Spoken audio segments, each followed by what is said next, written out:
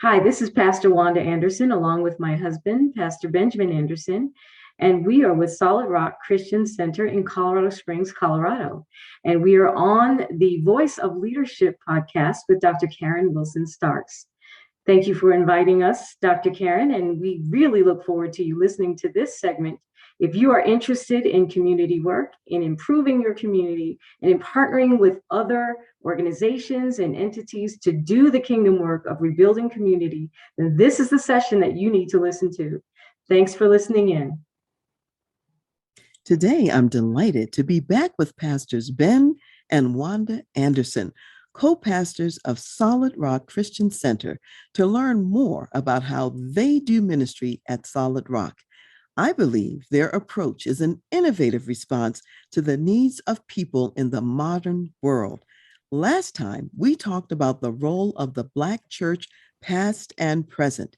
If you haven't yet heard that segment, then go back to listen to part 1 of our interview. When Jesus met people who needed physical food, he provided both the physical and spiritual food. What does that look like today in the modern church? How can ministry leaders meet the needs of the whole person?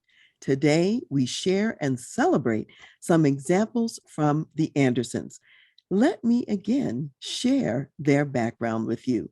Pastor Benjamin Anderson Jr. grew up in Baltimore, Maryland, the son of Pastors Benjamin and Martha Anderson. He is the second oldest of 9 children. Pastor Ben has served in the role of senior pastor and has been associated with many different ministries throughout his military and civilian career.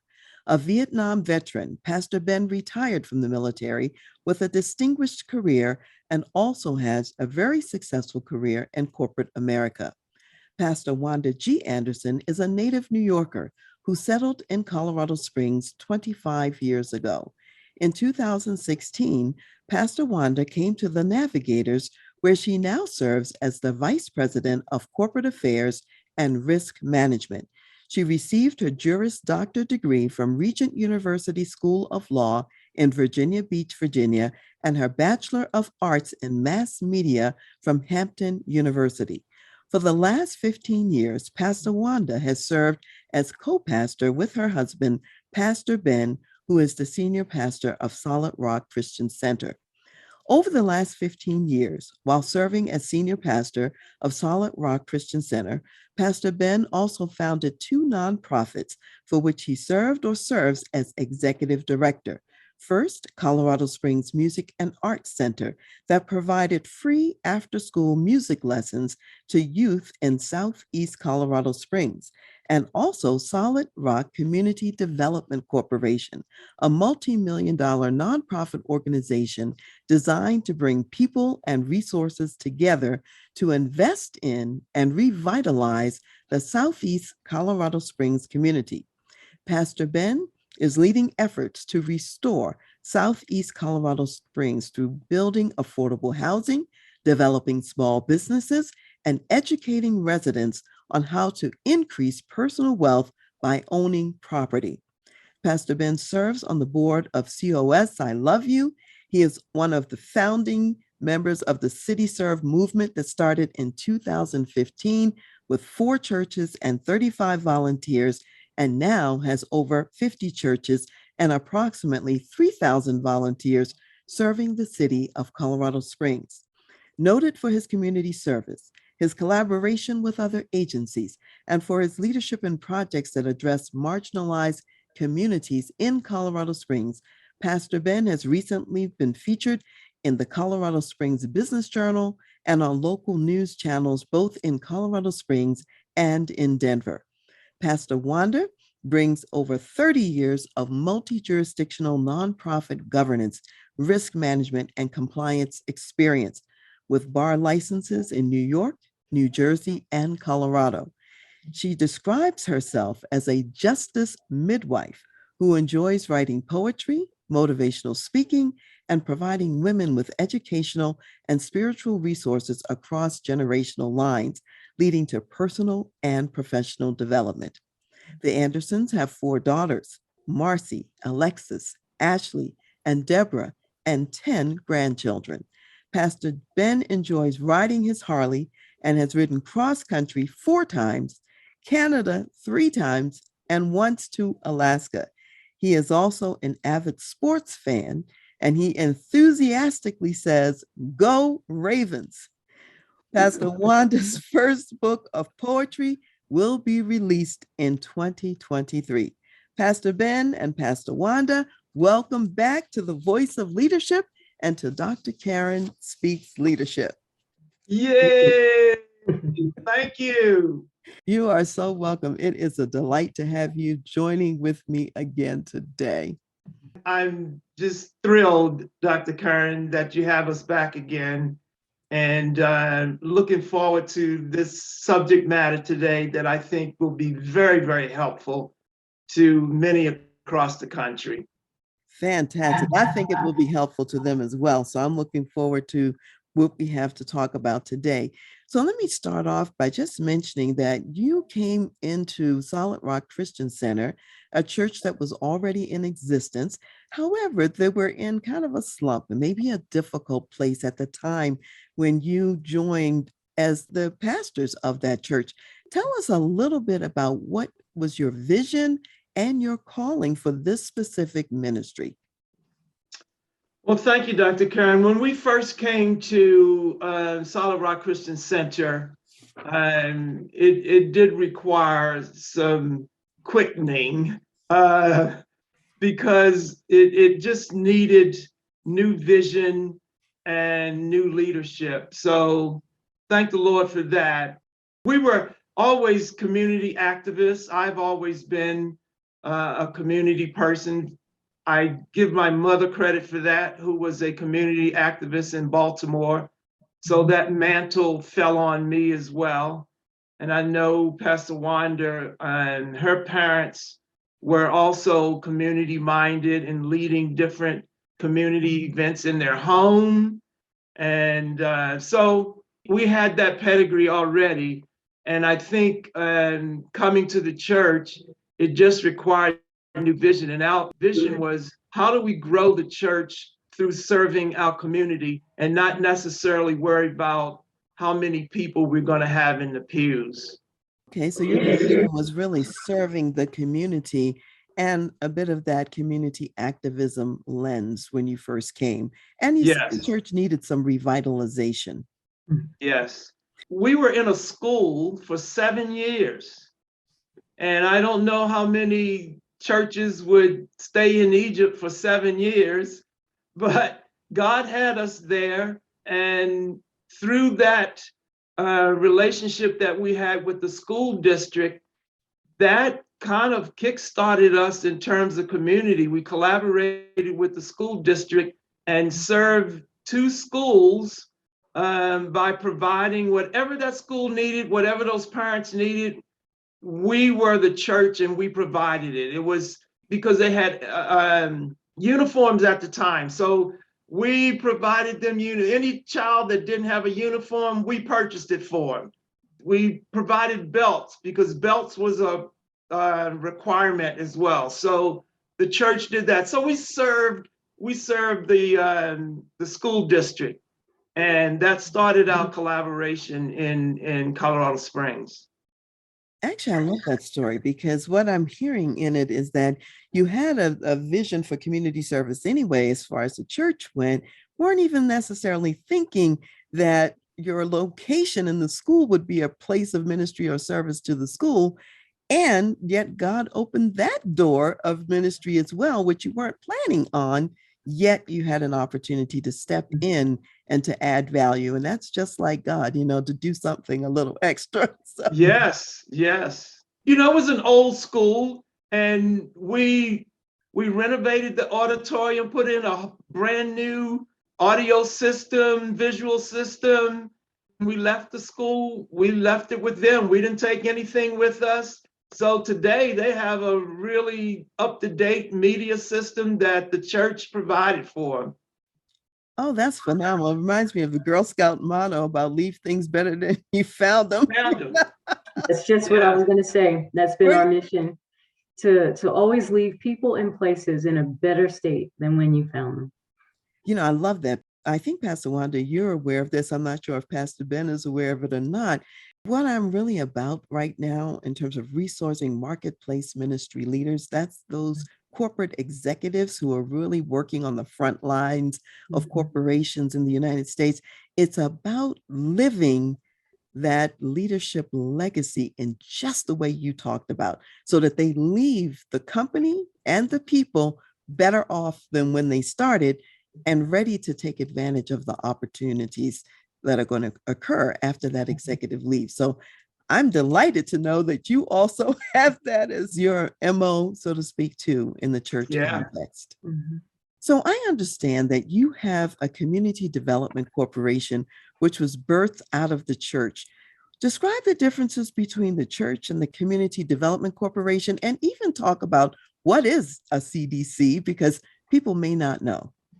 First of all, a community development corporation was birthed out of the church. The church had these goals and missions of community activism, and how do we serve the residents of our community in sort of a tangible way, and how do we do big things in our community, because a lot of the needs in community are pretty large, to be honest. And the significance of this is that you don't have to be a large church to be effective. We're not a large church, but what a community development corporation does, it's another nonprofit legal entity that does the work that the church would love to have to do. So your goals of a church would be affordable housing. How do you own a food bank? How do you own property? How do you purchase property? How do you build businesses and put people to work? Those things can be done through a community development corporation, whereas through a church, it's more difficult because a church cannot receive grants. A church cannot receive foundation grants. A church cannot receive state grants. A church cannot receive federal grants. So you create a community development corporation that can receive all of those dollars and still do the work that your church would love to be able to do.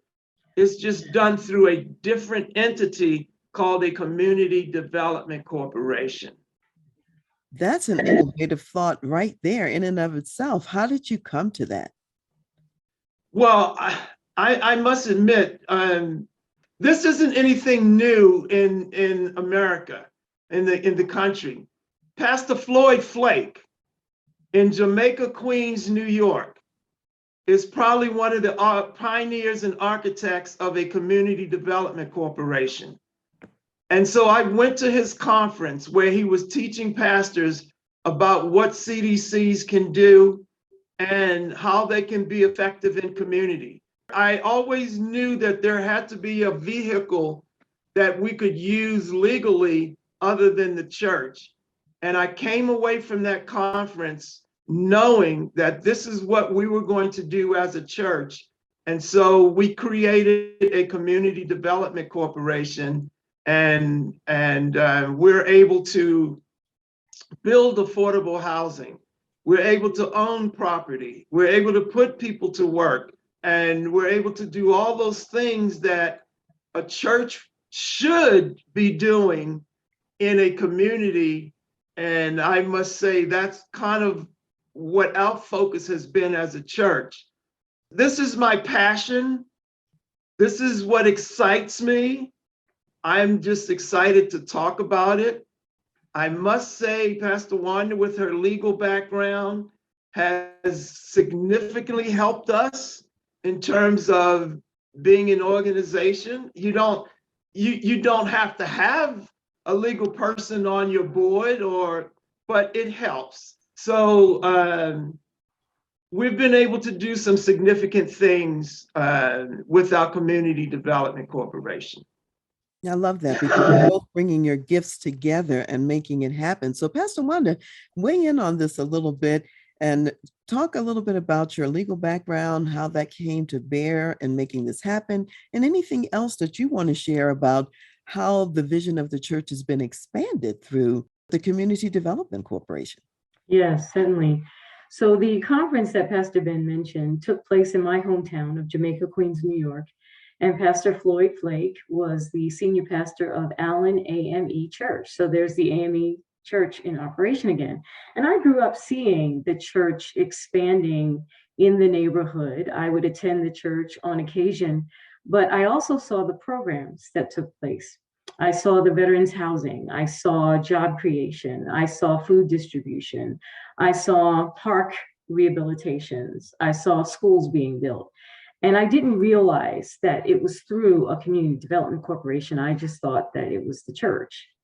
It wasn't until we came back to Queens, New York for that conference that I realized that it was a separate 501c3 that was connected and birthed out of the church, connected to the church that was actually doing all of this community expansion that growing up I saw. And so I was also very inspired by that. And it was fairly new in our pastorate of Solid Rock that we went to this conference. And I'll never forget when Pastor Ben laid out this vision. It was a grand vision. It was very, very big. And he laid it out in the middle school when we were having services. And I began to think, oh my goodness, if we as a small congregation can accomplish these things, what else will God have in store for us? And so fast forward 15 years later, we stumble upon that paperwork and realize that everything that had been written down, like Habakkuk 2 says, write the vision and make it plain so that those who read it can run with it. We saw where God had fulfilled almost to the letter everything that had been written down, and things that are still in process that the Lord gave to Pastor Ben many years ago.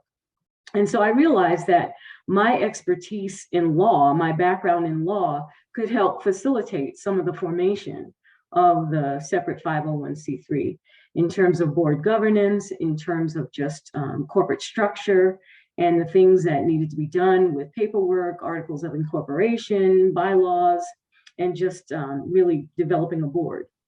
And so those things came into play, and I was able to lend my areas of expertise and experience to that effort. And it's been very beneficial, and God has been faithful and good.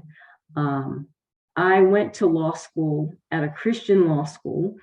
It was a brand new law school.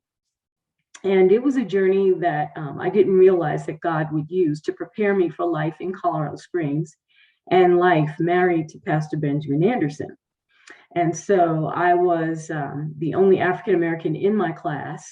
And it was during a time when the divide between conservative Christians and more liberal Christians was very, very prominent. And so being in what felt like at times unfamiliar territory to me as the only student of color in my brand new law school created avenues of opportunity for me to forge relationships with my white colleagues in a way that would serve me well much later on.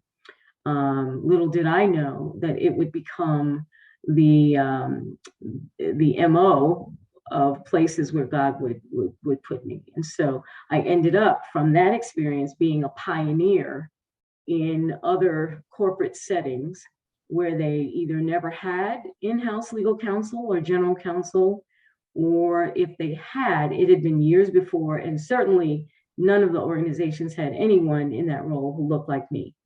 And so again, the Lord provided successive opportunities for me to really segue almost seamlessly into predominantly white organizations, faith-based organizations, that then gave me the ability to understand the environments in which I was placed, and also to help Pastor Ben navigate through some of the potential landmines of corporate structures that required some legal expertise when a small church that's multicultural, primarily African American at the time, now multicultural, would be entering into conversations and discussions that required a level of business acumen and legal acumen to really move forward with some of the missional work that we've been called to do.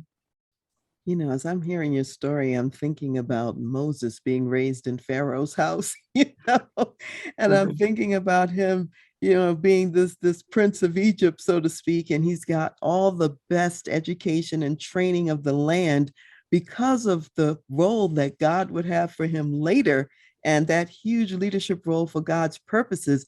And as I'm hearing your story, Pastor Wanda, I'm thinking about you. You were that Moses being trained for the future that even you didn't know what it was going to Right. be, but everything that you learned and everything that he allowed you to be exposed to, you're using it now. That's what I'm hearing. Yes, thank you for that. Yeah, it was a divine setup, and little did I know that 30 years ago I was being set up for such a time as this. But I give God the glory for it. Amen.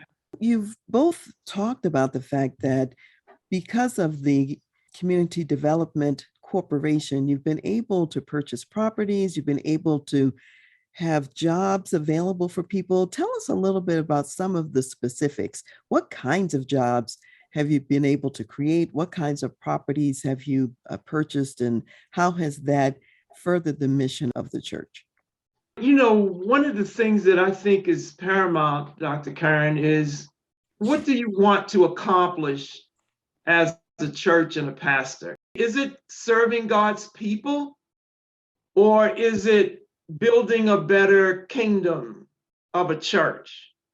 In other words, do you want a bigger church, more people, more space, larger edifice?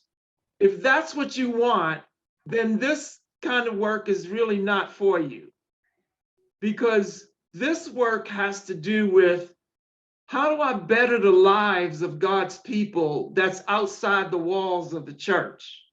And that's where your love and passion has to be. Because as a church, we purchased property. Now, mind you, remember, I told you we were in a school for 7 years.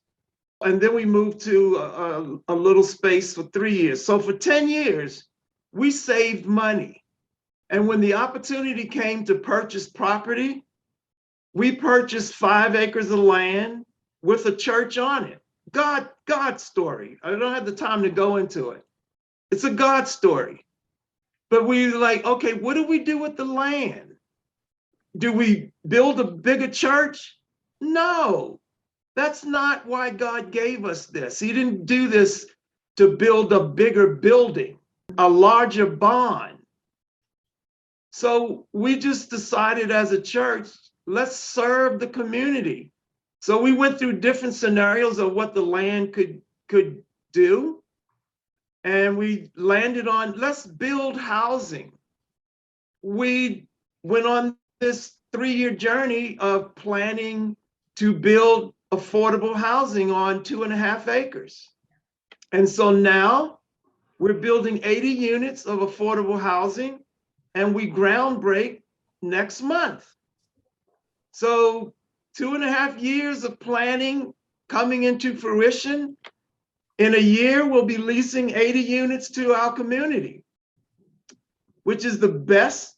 There has not been any affordable housing built in Southeast Colorado Springs, brand new, in 20 years. We are the first church in our city to give up land for housing. Mhm. We have been the example, and now other churches are looking at the same thing. How can we serve our community with our land? You don't need a bigger bond. And now if it's income, well, now you got the income from your housing unit that you can do other things in the community. So the CDC built affordable housing. That was the goal of the church. How do we build businesses? We collaborate with Pikes Peak Small Business Development, which is in every city. There's a business development nonprofit. We collaborate with them, give classes, get funding. By the way, find a great grant writer. A grant writer will be your best friend. So We found grants that support business entrepreneurship, and you provide classes.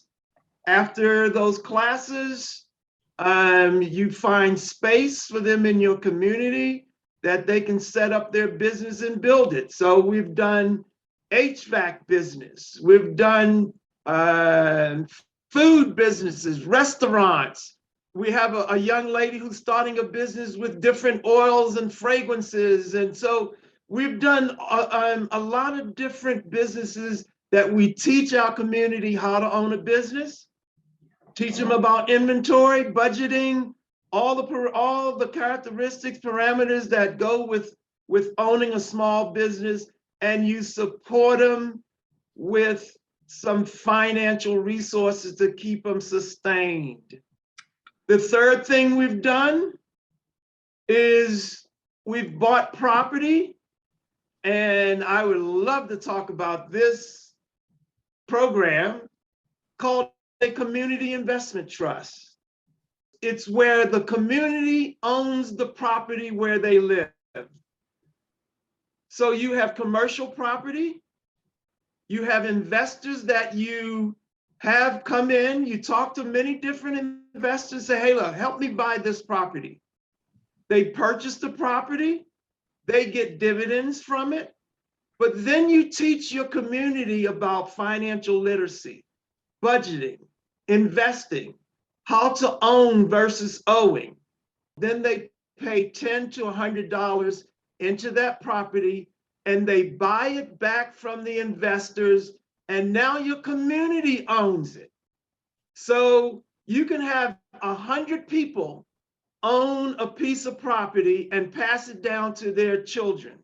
This is called generational wealth. How do we build wealth in our communities that are depressed? This is how you do it. You teach them about investing. You help them be owners of their own home, where you can, as a CDC, you can be a HUD agency where you get the dollars that HUD has, you renovate the home, and now you sell it to your community, and they don't have to jump through hoops like a bank. Now they work with the CDC to own that home. So there are many tentacles that a community development corporation can operate in. That is the work and mission of the church. And the church does not have to use its dollars. The church uses its dollars for its own operation, and the work of the Community Development Corporation, that work and those finances comes from grants, private donations, and fundraising. And you can do significant work in your community. This is what I say. You don't need to be a large church to do it. We're not a large church. We have 100 members or less. Let me comment about this significant work, because there's so many pieces to it that I think are remarkable and just amazing. A lot of churches might think of the idea of owning some property and possibly putting some affordable housing on the property. And you've done that, but you've gone way beyond that. You're educating people about finance, you're educating people about entrepreneurism, you're educating people about housing, and then you're providing the incubator space, if you will, for them to actually practice what you're teaching them. It's not like you go to school, you learn something, then there's no place to apply those skills. You've actually created the environment where they can actually apply the skills too. So you're really resourcing and developing the community. And going back to something we talked about in the last segment, it's enhancing the dignity of each person who gets to participate in this way. Yeah. And, you know, this is something you can pass down to your children. And, you know, you can drive by the building and say, hey, we own that. We get dividends from it monthly, quarterly, because we are investors. And that's the beauty of it. You paid your money to invest in this. Now you receive the dividends from it. The investors who bought it initially, they're out of it. They don't get anything now because you bought it from them. So now it belongs to the community and they receive the dividends. Absolutely love it. And especially because you said there was no new housing created for 20 years in the community where you're located, and you've come up with this innovative revitalization plan. And it goes back to your life in the school, because you already had the heart to not only just benefit yourself, but to give back to those who were providing something to you. And you're still doing that, just at a much larger scale, right now. Yeah, I think the beauty of being in the school was that it made us very mindful of the generational work that we've been called to do. We had, while we were in the school, we had some of our church members whose students were actually attending the school. Yeah. And so we were able to see the direct impact on families of our ministry efforts. And so it really made us even more intentional about understanding the role of generational work and how we're called to impact the generations. And we can do that very readily by being housed in a school and seeing the impact on the students of our ministry efforts as well. Absolutely phenomenal. So you've mentioned several times the partnerships that you have with other entities, other people in the community, and including, you sort of alluded to even some corporate relationships and so on. What else would you say are some of those partnership opportunities between corporations and between churches? I think it's important also to learn about the structure of your city government, whether it's county government, city government. Learn about the structure.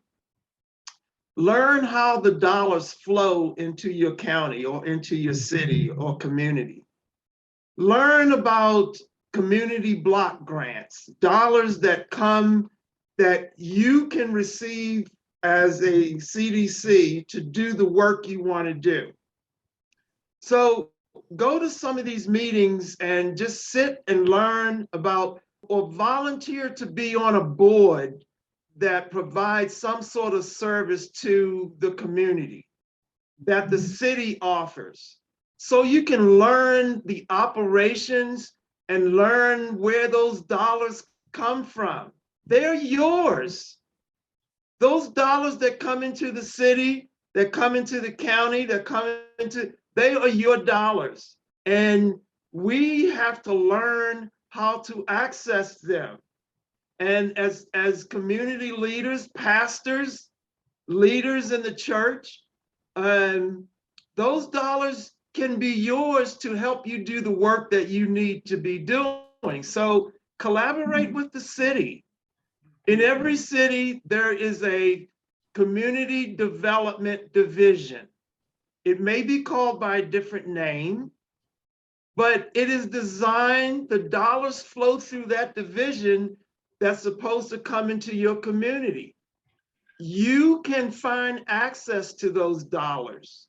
And part of it is learning how the stream flows, because it's significant to know that so many HUD dollars come into your city that you may not know about. During COVID time, all these billions of dollars that came from the federal government eventually comes down to your city. And how do you access those grants? Collaborate with different organizations like your health department. Collaborate with not only your health department, but as I said, your community development division. Get to know your representative in your district or ward or whatever it's called, your congressperson, whoever that might be. Go to their forums. You have to be involved in your community. Know your leaders. Know other nonprofits that do the work you do and partner with them. There may be things that you want to get done. For instance, you may not have the instructor to teach the business classes. Well, there are instructors that may be in other nonprofits that do that work. Partner with them, pay them to come and do your work, your teaching for you. So there are many collaborative efforts that you can do with nonprofits that that I think are very, very beneficial.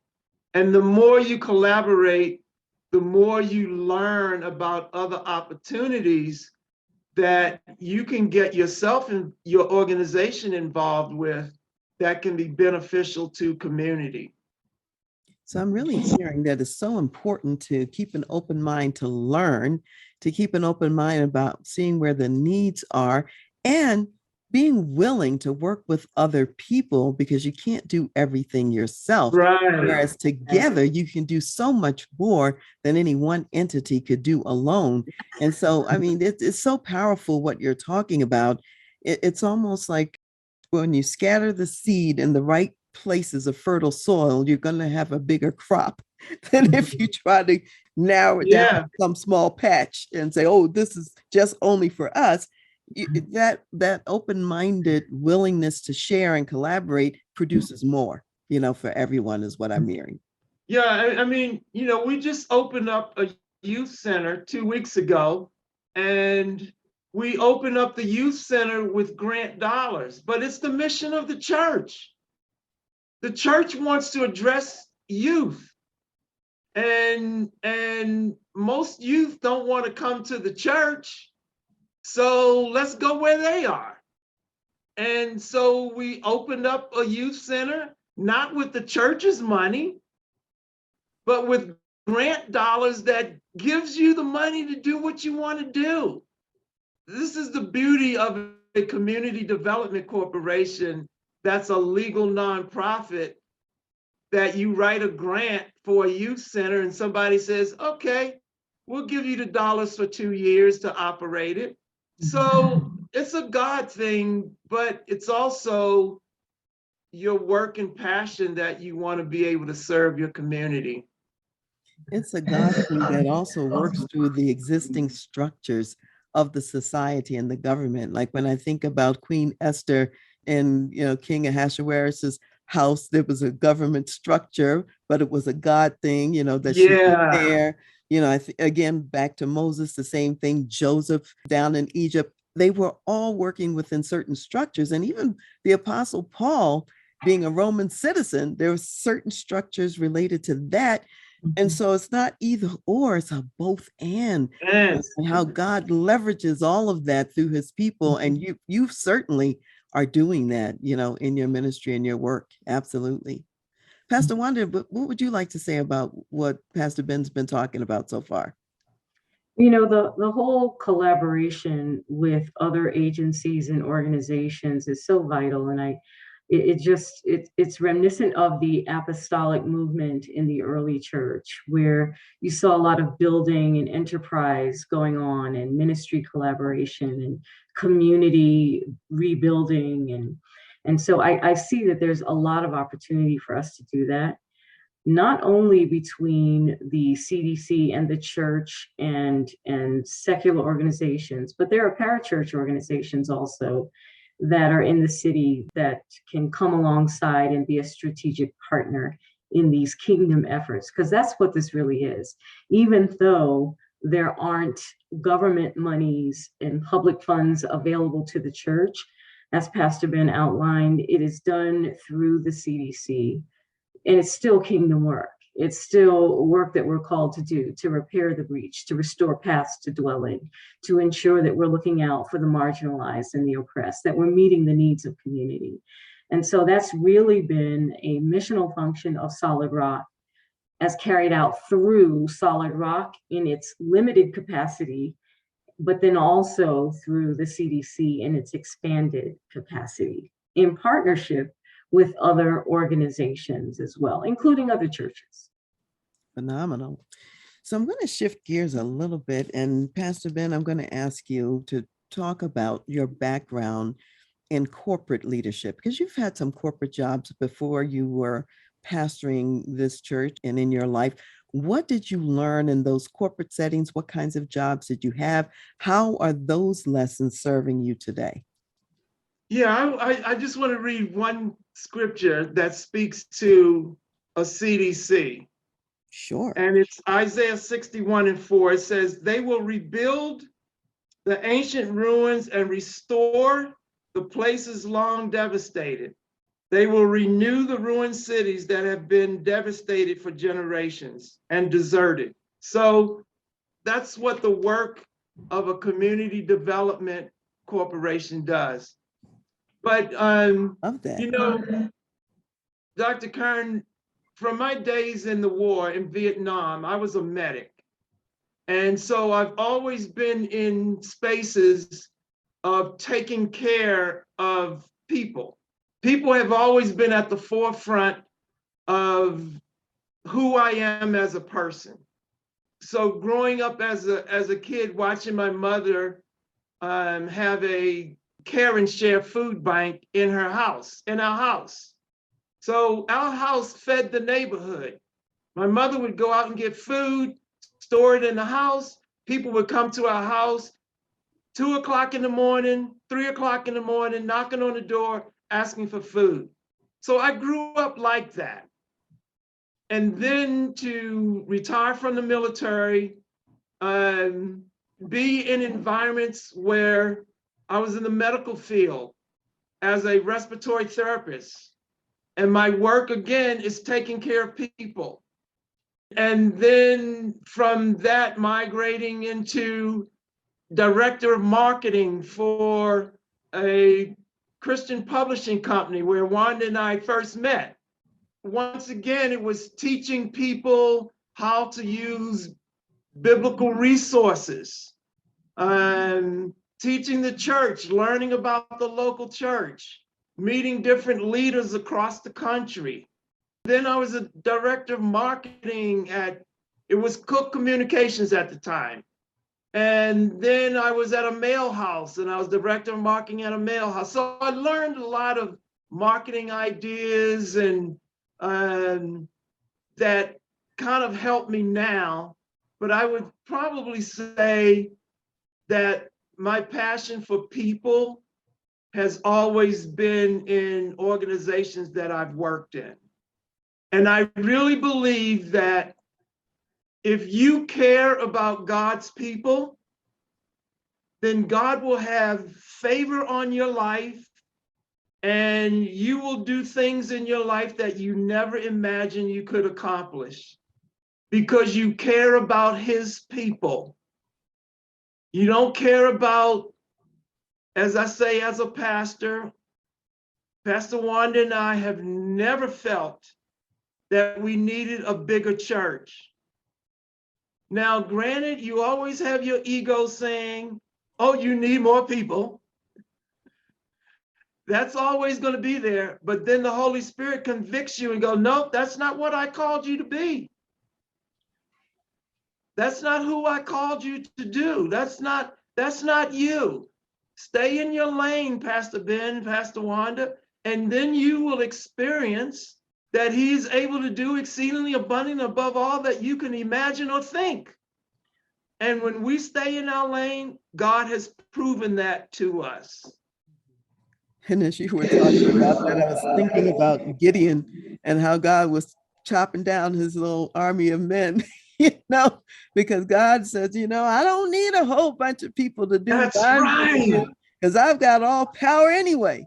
And yes. I'm the one that's going to take the glory, for what you're doing, because you're not doing it. I'm just doing it through you, Yes. So yeah, I mean, it proves that it's not about the people. It's really about God's work through the people. So yeah, beautiful storyline where you talk about helping people. It's been in your heart all along. I remember when you had the heart for the Special Olympics, and all that work that you were doing many years ago as well. So you've always had that heart for caring for people who others might even ignore and not pay a whole lot. Starting a wheelchair basketball team in Colorado Springs. That. Yes, I remember the wheelchair basketball team. So that's always been in you, as long as I've known you, for sure. Yeah. So thank you for sharing that. So Pastor Wanda, I want to come to you because not only are you co-pastor of the church with your husband, you also have a full-time job with the Navigators. So tell us a little bit about your role there and tell us about the Navigators. Some people may not know who they are. Who are the Navigators? What do they do? And how is it that they also partner with those in the community? Yeah, so the Navigators is an 89-year-old ministry that was founded by Dawson Trotman. And it was really centered around life-to-life discipleship. How do you pour into the life of another person? What kinds of investments are you willing to make in order to usher someone into a saving knowledge of Jesus Christ and to make them then a disciple maker of other people so that it's a generational work? And so the Navigators has ministries all over the world.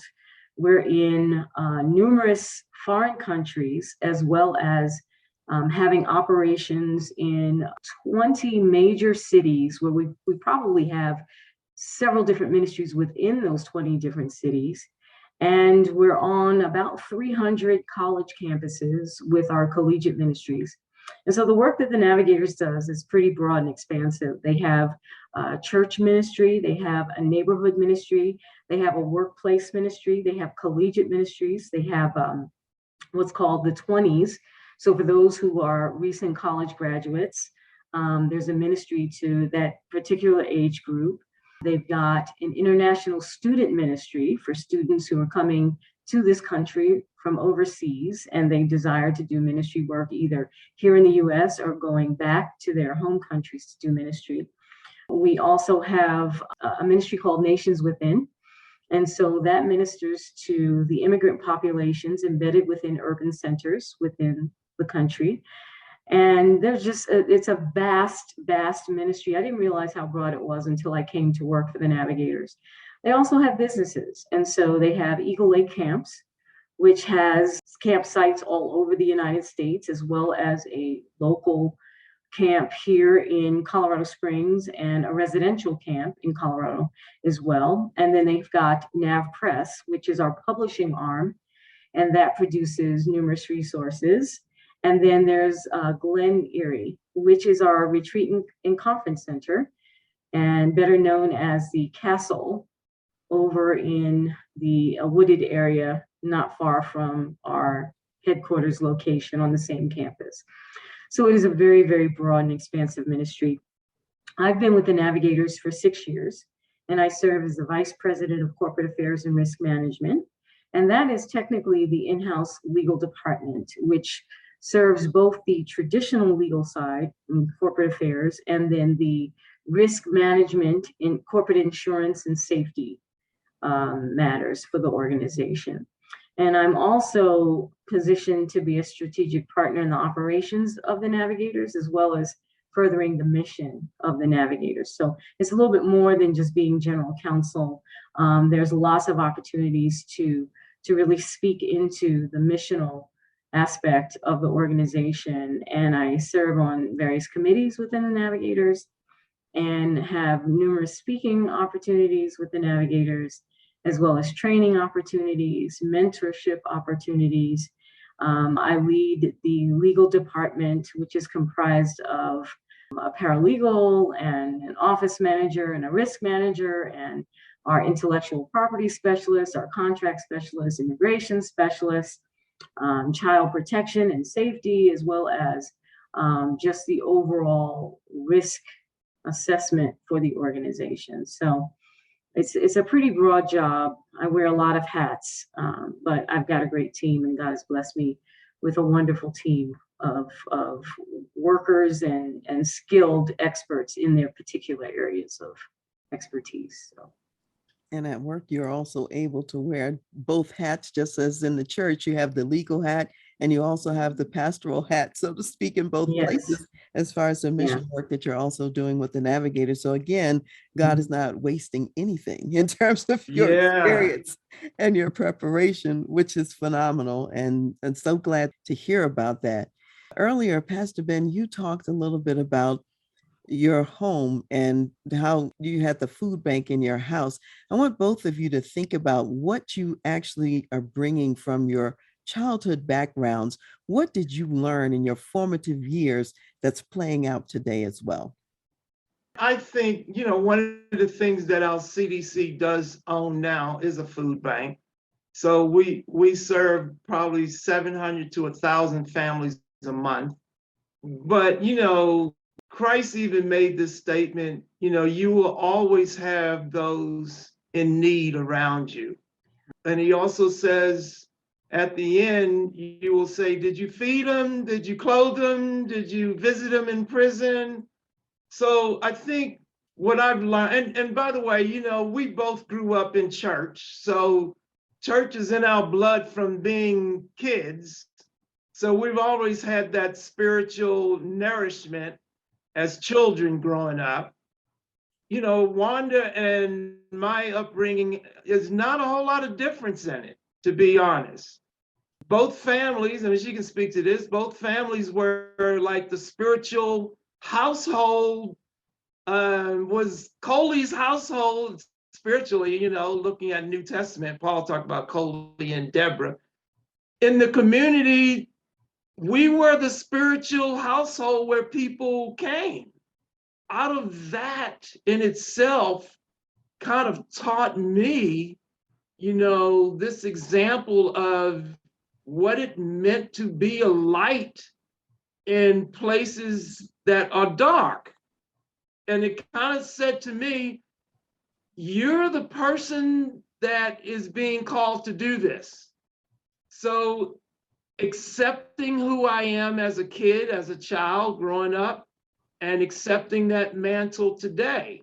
I think that's what my childhood kind of led me to, is looking back at all of it, is it's okay, God has chosen you to do this work today from a very young age. Now go do it. It just prepared me for who I am now. Excellent. And how about you, Pastor Wanda? What would you add to what Pastor Ben just said as far as your own Yeah, background? I would certainly agree with Pastor Ben's comments. Growing up in a blighted area of Queens, New York, I saw a lot of disenfranchisement growing up. And I did not grow up as a person in a wealthy family, but I saw my parents as community servants. My father helped to found a church in the Bedford-Stuyvesant section of Brooklyn, and it was a very challenged and depressed area. And so I saw his commitment to that particular community, as well as to our community where we resided in Queens. Just investing and discipling and mentoring and being not only a mentor to the next generation, but also investing in their own generation, and just seeing where they poured themselves out for the sake of ensuring that people were always left in a better place than when they were found. And so that was modeled for me very, very early. And watching my parents do ministry together in the home, and then doing ministry individually in their own contexts, it was a gift to me and to my siblings. And I call upon that. I tap into that often, just knowing that what was deposited into me as a little kid, whether it was purposeful or whether it was accidental, is something that I continue to benefit from. That's phenomenal. Now, people listening to you today, they could mistakenly imagine, they've heard you say you both came from humble backgrounds, and they know you're doing a phenomenal work for God now, just based on the story you're telling. What I know is that whenever you're doing a phenomenal and great work for God, it's not usually a straight line function. There are some challenges, there's some struggles along the way. And so what would you share? And just give us an example or two of what's been difficult getting to where you are now. You're telling the success part of the story, but there's the backside of the desert part of the story too.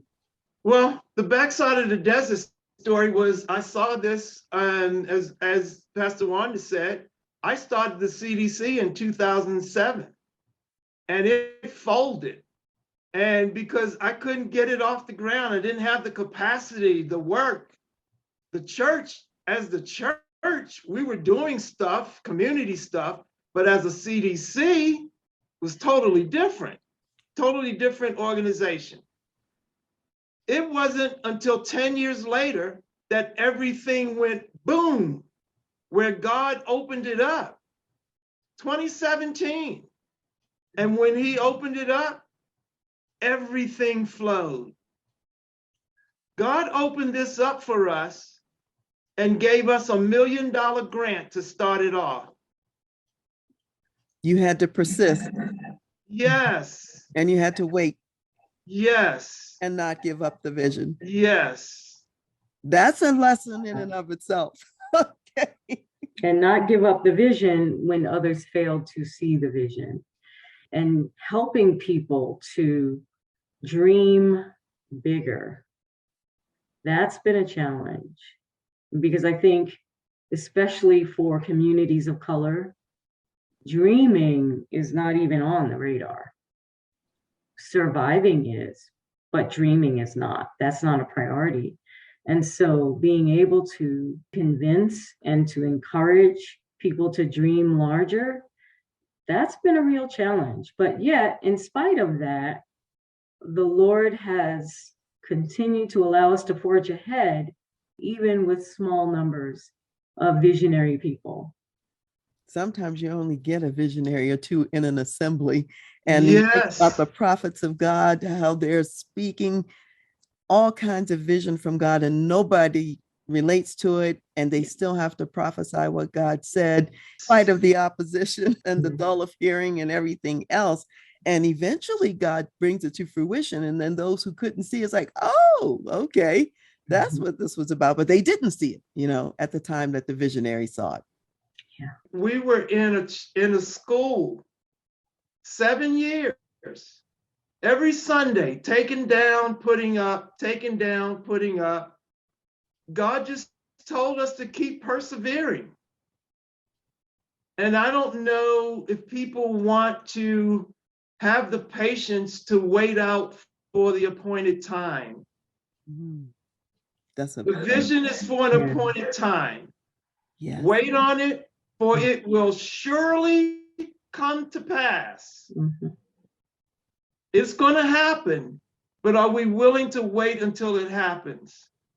I must admit, yeah, I'm telling a success story, but you know, there were times where we felt like, okay, is this ever going to are we ever going to get out of this school? Are we ever going to have our own place? And when other churches, other pastors, people were getting their own building, was it ever going to happen for us? And so the encouragement to those who are listening, who are leaders and pastors, stick with it. Don't give up. You know, it's for an appointed time and it's going to happen. It's going to happen. And I'm an example of waiting on the Lord. And now, because I felt like we waited and was obedient, God gave us more than we could imagine or think or dream of. It came with a lot of trepidation and, you know, maybe it's not for us and should we just give it up? And yeah, all of that comes with it. Yeah. So it's not an overnight success. It sounds like it because of what God has done. Yeah, I've said to Pastor Wanda, like, hey, did I hear the Lord? Did I really hear him? Because I don't see it happening. Well, you know, again, another lesson from our life story and from this season of being in a global pandemic is that God will give you the promises and the vision. And it doesn't mean that just because people were with you in the season of promise, that they will go with you into the season of fulfillment. And so when you lose people along the way because they have no vision, small vision, or because they don't understand the work that God is calling you to do, it doesn't mean that they are bad people. It doesn't mean that they are naysayers and they're trying to sabotage the work. It just means that maybe they were not appointed to go with you in the season of fulfillment. Oh, yeah. And yet Yeah. they served an important role. I'm thinking about Moses and Aaron. Yes. They didn't go into the promised They land, didn't go into but the they led the people right up to the door of it. exactly. And then others were appointed to go the Exactly. journey into the promised land. So that's such a really important point that you're mentioning. I'm going to segue a little bit, Pastor Juan. I want to just shift gears and say that I know you've got the poetry book coming out and that it's going to be out next year. Tell us a little bit about the book, what your dreams and intentions are for it. Thank you. Yeah, the book is really a conglomeration of about 15 to 20 years of poetry that I've written and just kept under wraps. I've been writing poetry since I was 8 years old. And so this is just really my life's work, and it's a snapshot of my life's work. And so it'll be a book that centers around the experiences of my life being a Black woman. The working title, although I don't know if we'll stick with this, depends on what my publisher says, but the working title is called My Soul to Keep. And it's about justice, Black womanhood, pain and loss, and just the different seasons that we find ourselves in. And so I'm hoping that it's a book that will really be relatable to broader audience, not just women of color, but I think women of color will certainly identify with a lot of what's written in it. And so it comes from a deeply personal place as well. And so I'm still seeking the Lord about which of my collection should go into it, and how much of it should be saved for another volume. Wow, just to have a body of work big enough to have another volume is a blessing in and of itself. When the book comes out, be sure to let us know, because we will certainly promote that and we'll mention it on The Voice of Leadership and Dr. Karen Speaks Leadership. And please tell us again how to get in touch with you guys and where to look for the book when it is ready to come out. Okay. Yes, and I'll get the information to you about the book's release date. And then Pastor Ben can give the website information. And then the website for our CDC is solidrockcdc.com or srcdc at Solid Rock. And my email address is benanderson at srcdc.com. Great. Thank you so much. And I know both of you have already shared a lot of words of wisdom. What additional words of wisdom would you like to share before we close today? I just have a scripture that is always, I remind myself of. Jeremiah 29:7 says, "And work for the peace and prosperity of the city where I sent you into exile. Pray to the Lord for it, for its welfare will determine your welfare." That is a perfect scripture for how you live and what you are doing. Absolutely. Absolutely perfect. Anything else from you, Pastor Wanda? I think that's a perfect way to end this discussion. I love that scripture. It certainly fits the both of you for sure. So let me just say a couple of things and thank you for being here. I really appreciate you joining me for our second segment. And I'll remind my audience that if you have not heard part one, please go back to hear part one, where we're talking about the Black church from the past and also today and into the future and the role that it has. And you've already heard today the significant contributions that Pastor Ben and Pastor Wanda are making in today's world to build community where they live in Colorado Springs. What I'm hearing from them today and from you, my guest today, is this: it's about building for future generations, starting now, discipling people now, teaching them the skills they need for life abundantly, because Jesus came that we might have life and more abundantly, thinking about more than just yourself. It's not about investing so much in the physical buildings just for the purpose of the church, but it's really lifting up people, lifting up communities, elevating their possibilities and what they can become and what they can do. You're resourcing them to be contributors to God's kingdom as well, to use their gifts in powerful ways as they go forward into the future. So I thank you for the work that you're doing. And I want to end on another scripture that reminds me of you as well. And that is from Matthew, the 6th chapter, and starting with verse 19. And it says, "Do not lay up for yourselves treasures on earth, where moth and rust destroy, and where thieves break in and steal. But lay up for yourselves treasures in heaven, where neither moth nor rust destroys, and where thieves do not break in and steal. For where your treasure is, your heart will be also." So thank you for prioritizing the treasure of God's people. Amen. Thank you, Dr. Karen.